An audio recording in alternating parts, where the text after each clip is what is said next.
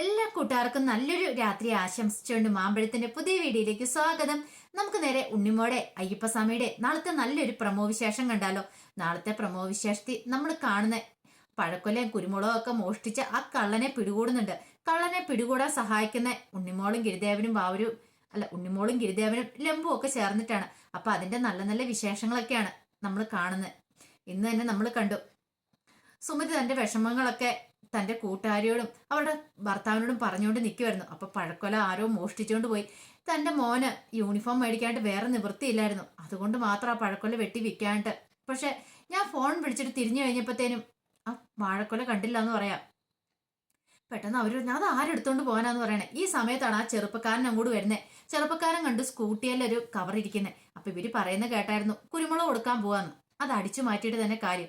അവൻ എന്ത് ചെയ്യുവാണ്, ആ കവറും അടിച്ചു മാറ്റിക്കൊണ്ട് പെട്ടെന്ന് പോവാണ്. അപ്പൊ സംസാരം എല്ലാം കഴിഞ്ഞ് തിരിഞ്ഞു നോക്കിക്കഴിഞ്ഞപ്പോഴത്തേനും വണ്ടിയെ കവറ് കാണുന്നു. ഇതിലൂടെ പോയി.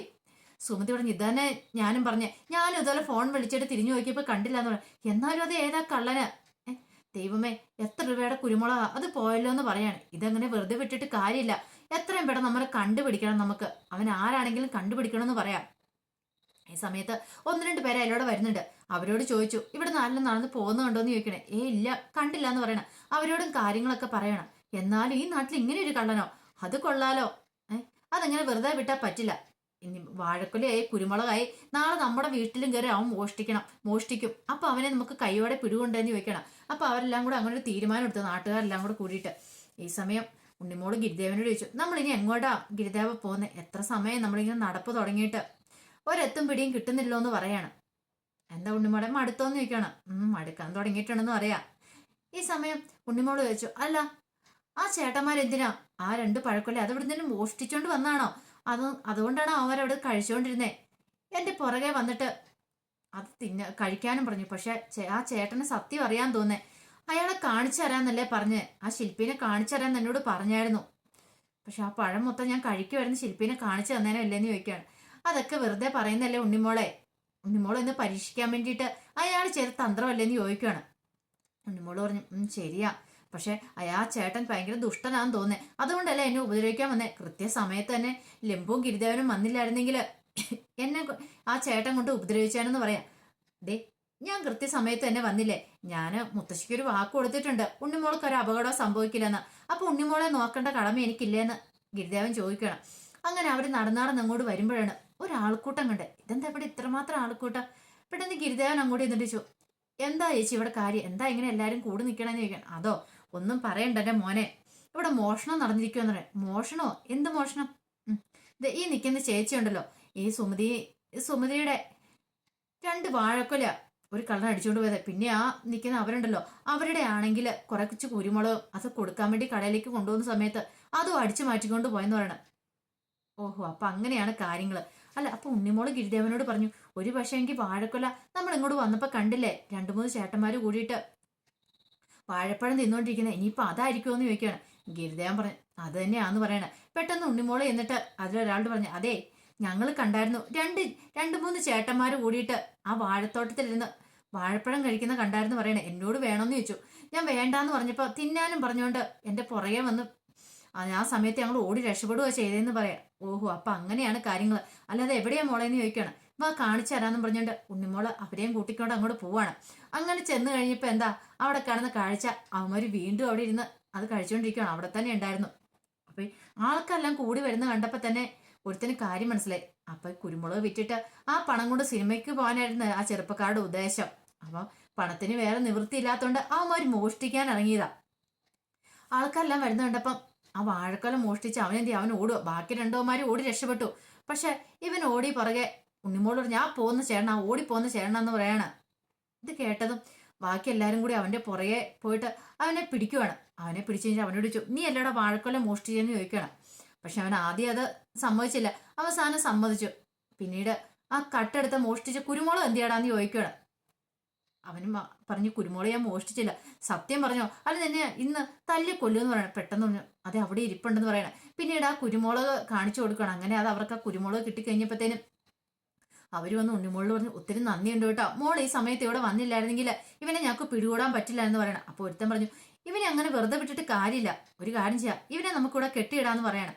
അങ്ങനെ എന്ത് ചെയ്യുക, നാട്ടുകാരെല്ലാം കൂടെ കൂടിയിട്ട് ആ കള്ളനെ, ചെറുപ്പക്കാരനെ കള്ളനെ അപ്പോൾ പിടിച്ചവിടെ കെട്ടിയിടുവാണ്. നീ ഇവിടെ കിടക്കടാ എന്ന് പറയാ മാത്രമല്ല, അവനെ നിനക്കിട്ട് നന്നായിട്ട് പെരുമാറുകയും ചെയ്തു. ഇനി ഒരിക്കലും നീ ആരുടെയും വീട്ടിൽ കയറി മോഷ്ടിക്കരുത്. നാണമില്ലേടാ, നിനക്ക് നല്ല തണ്ടും തടിയും ഉണ്ടല്ലോ.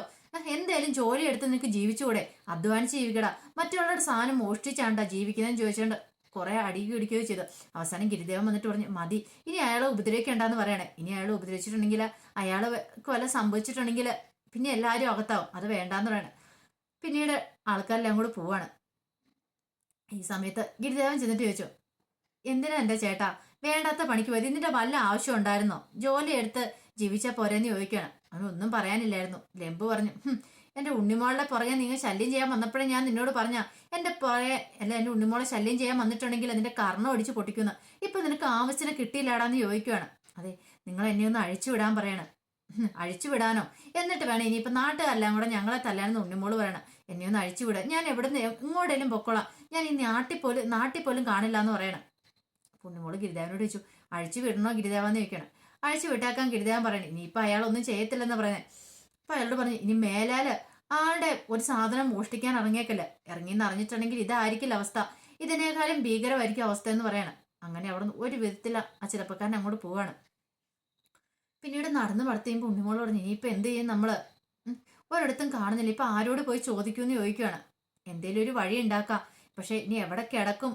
അല്ലെങ്കിൽ വൈകുന്നേരമായി, കാരണം നേരം വെളുപ്പിക്കണം, രാത്രിയിൽ എവിടെയെങ്കിലും തങ്ങുകയൊക്കെ ചെയ്യണ്ടേ. ഒരു കാര്യം ചെയ്യാം, നമുക്കിവിടെ വല്ല ക്ഷേത്രം ഉണ്ടോ എന്ന് നോക്കിയാലോ, അവിടെ എവിടെയെങ്കിലും പോയി തങ്ങിയാലോ.